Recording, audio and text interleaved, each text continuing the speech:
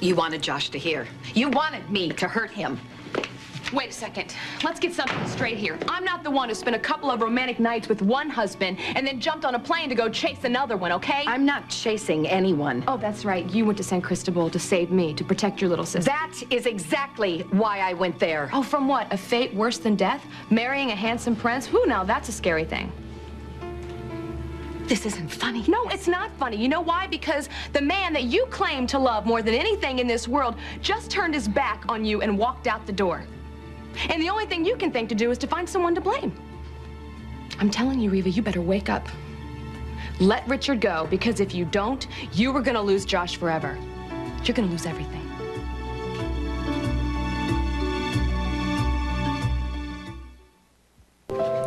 It's over with Richard. There is nothing between us anymore. Okay, well, you've said that 1,000 times. Why should I believe you now?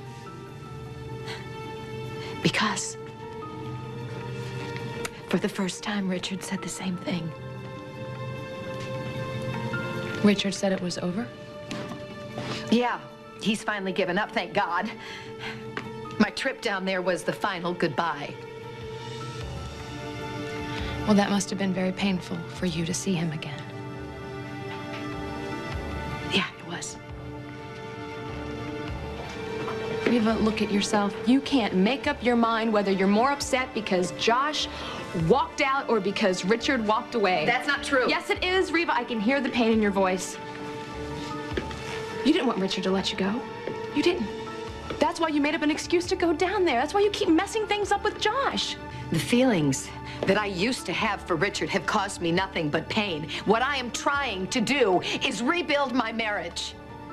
Then why did you go down there? Why didn't you pick up the phone and call him? Because I had to go. You know what you sound like? You sound like an addict. You can't let go of him. You can't. You're hooked. You're hooked. You're addicted to him loving you. Well, you have all the answers, don't you? Well, maybe you should turn that mirror back on yourself, because I see things too. I saw the look on your face when I told you what Richard said to me. You tried to hide it. But when I told you that Richard was over me, a part of you couldn't help but smile. If I smiled, that's because I'm happy that you want to save your marriage. No, Cassie. You smiled because you want Richard all to yourself, and you have from the moment you met him.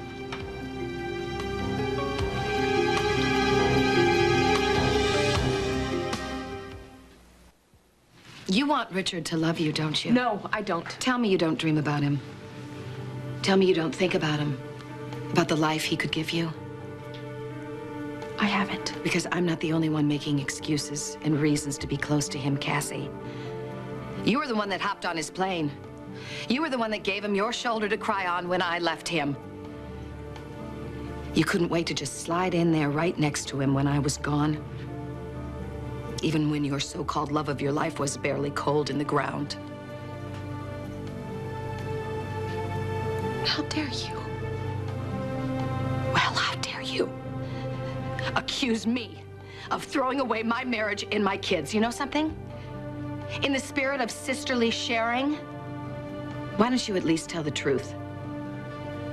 You have feelings for Richard, too.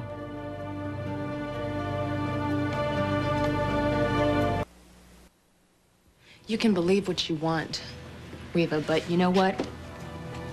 As for the so-called love of my life barely being cold in the ground, I will never forget that you said that. Never. Cassie, I'm sorry. You're sorry? You're always sorry. You've been doing this way too much. You say things, you insult me, and then you apologize, and it's supposed to be okay, but it's not okay. You know, I was the one that wanted to help you, okay? I'm the one that was trying to give you the benefit of the doubt. I knew that something was going on. I knew that you were confused. I was out of line. Yeah, well, you're out of control, Reva. That's what you are. You're out of control.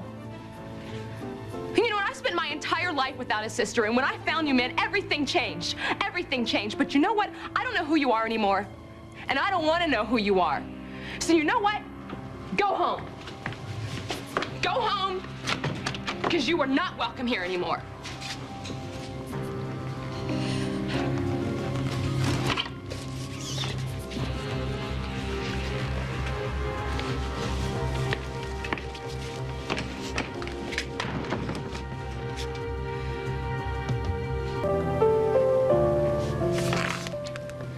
Earl, it's Cassie Lane.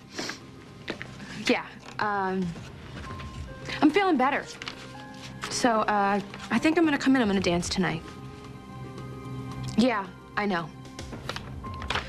See you later.